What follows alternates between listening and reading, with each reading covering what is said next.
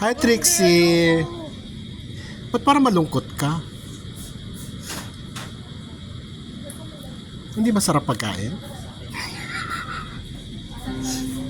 Naku, baka mabash ka, Trixie. I'm not chilling. Ako, tanungin mo ako. Timmy, masarap ba ang pagkain? Ang alat ng tuyo nila. Magtaka ka ako, ang toyo ay maasim. Ang alat ng tuyo. Di ba ang tuyo, yung halimbawa yung ano, dato puti. Hindi naman masyadong maalat. Ang alat po. Niligan ko na nga ng ano yan, Pepsi. Ano in order mo? Bulgogi. Beef What na did you spicy. order? Beef bulgogi na spicy. Sarap naman. Sakto lang. Yung beef niya kasi parang... Bakit itong ano?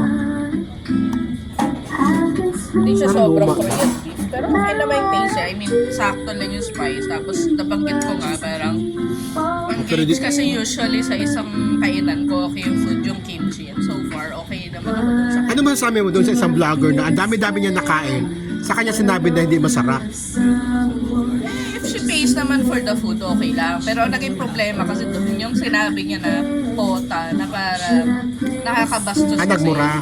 Yeah, parang ang bastos kasi nung dating ng review na lalo ba, it turned out na yung brand mismo is a well-known brand doon sa Well-known brand. province na yun. Na parang it's actually symbolic doon sa ano nila.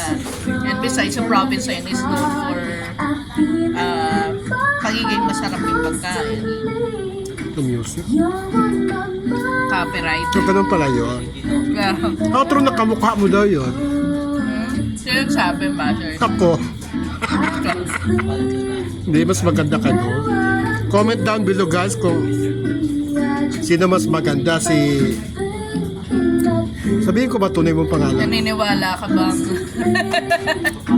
Hindi, may nag-send kasi na screenshot sa akin. May isang vlogger daw na kalbo, na mabaho yung hininga, na bulok yung bagang, na walang pambayad sa apartment, na na binline item daw na ako yun. Tapos,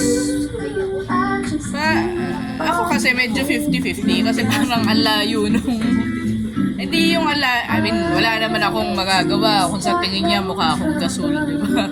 Kasi sabi niya mukha daw akong walking gasol.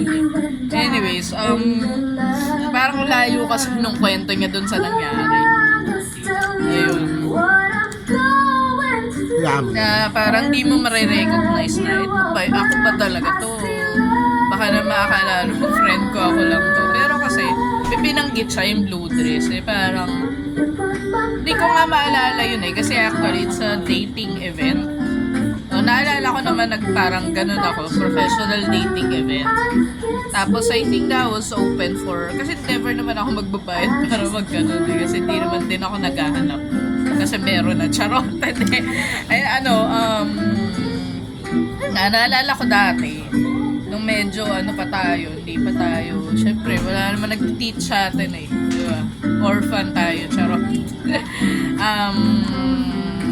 Namanamit. So parang inisip ko agad pag ganun. Diba? Kahit di naman ako mahilig mag-sexy talaga is sexy. So naalala ko nga, parang mahilig ako mag-suit din ng blue dress. So possible na blue dress kayo suot ko noon. So possible na ako ngayon nasa blind item. Pero nga, sobrang weird yung description Yun na yun.